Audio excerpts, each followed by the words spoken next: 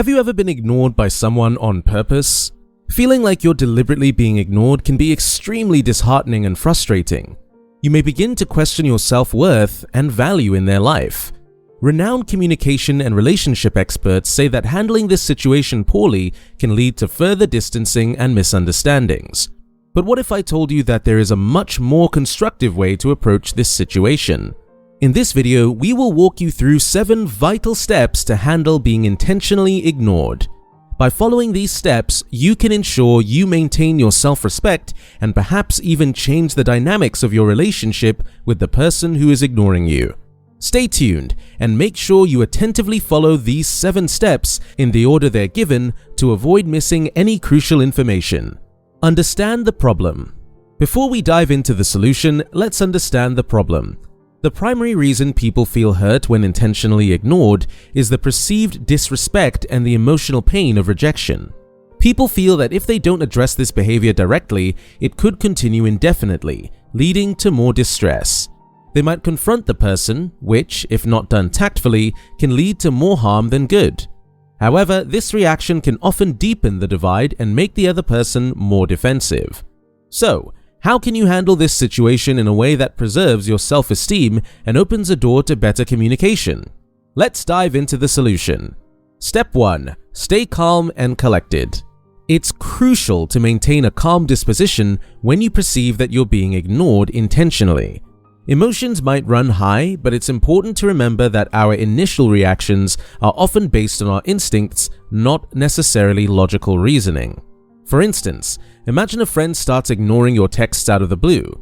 Your immediate response might be to barrage them with messages asking what's wrong, or, worse, confront them angrily for not respecting your feelings. This reaction is natural, as you might feel hurt or rejected. However, by reacting impulsively, you risk escalating the situation further. Instead, like a seasoned sailor navigating a storm, steer your emotional ship with calmness. Give yourself some time to process your feelings and don't take it personally. Engage in calming activities such as meditation, listening to soothing music, or taking a walk in the park. When you approach the situation from a calmer mindset, you're more likely to handle it effectively and with wisdom. Step 2. Reflect on the situation. Once you've attained a calm mindset, it's time to reflect on the situation.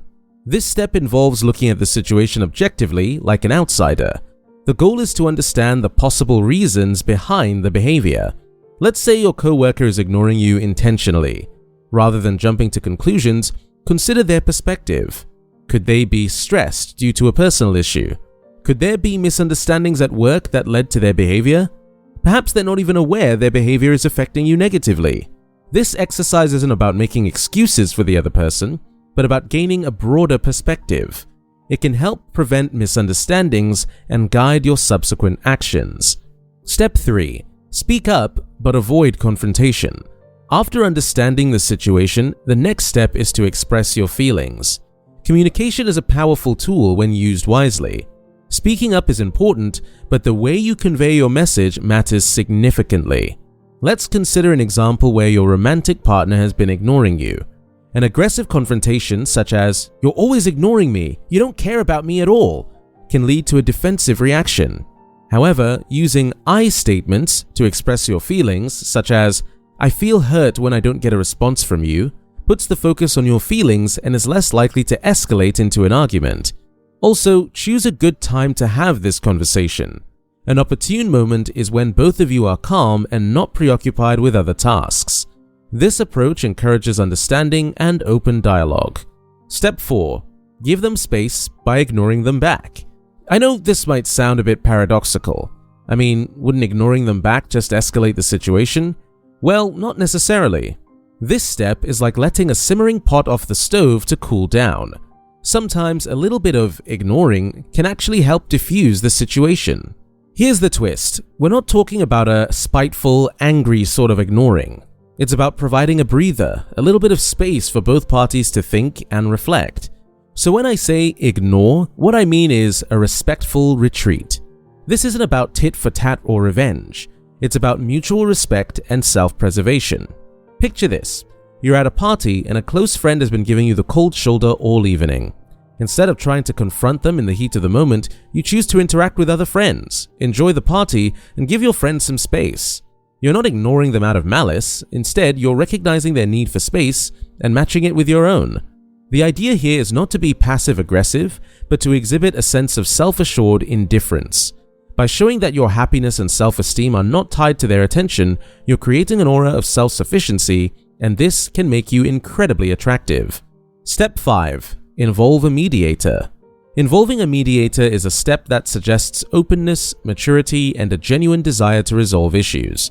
This doesn't necessarily mean hiring a professional mediator, although in some cases that might be beneficial. A mediator could be a mutual friend, a family member, or someone else you both respect. Let's take an example. Imagine you and your roommate have had a falling out. They've started ignoring you, and direct communication isn't helping. Involving a mutual friend or another roommate can help here. This third person can act as a sounding board for both sides, conveying thoughts and concerns without the emotional charge. They provide an outside perspective and can help break the cycle of miscommunication or misunderstanding. Importantly, this mediator must be neutral and not take sides. Their role is not to judge, but to facilitate communication and promote understanding. By bringing a mediator into the conversation, you're showing a willingness to listen and work through the issue at hand. It shows that you're committed to finding a resolution rather than letting the situation fester. Step 6. Focus on what you can control. Remember, you can't control other people's actions, only your reactions. So, if someone stops contacting you, your best bet is to focus on what you can control, namely, yourself. The best way to do this is to practice self-care. Make sure you're eating well, exercising regularly, and getting enough sleep. Spend time with friends or family who make you feel supported and valued. Cultivate interests outside of the relationship. And remind yourself that the situation is not a reflection of your worth as a person. It's simply another challenge to overcome in life. By taking care of yourself, you're showing that you're resilient and can move on even if someone stops contacting you. Ultimately, when we focus on making ourselves better rather than trying to fix others, we become much better equipped to handle difficult situations. And you know what? When they realize what they are missing out on and that you are being happy without them, they'll probably come back around in no time. Step 7. Know when to move on. This is a vital step, often neglected, yet it carries the essence of self-love and self-respect. Just like knowing when to fight for a relationship, it's equally important to understand when it's time to gather your strength and move on. Moving on doesn't mean that you failed. It means you've grown. It means you've understood that your worth isn't tied to someone else's acknowledgement.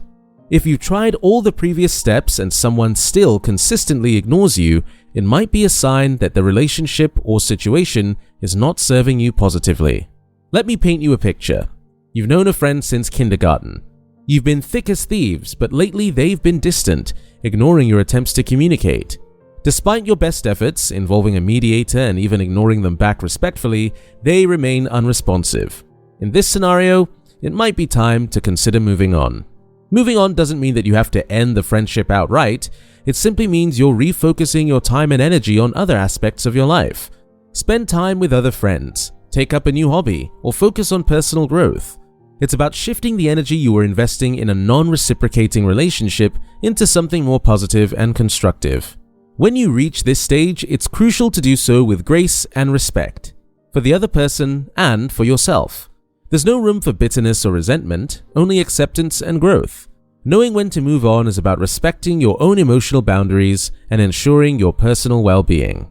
After all, a vital part of life is about evolving and adapting.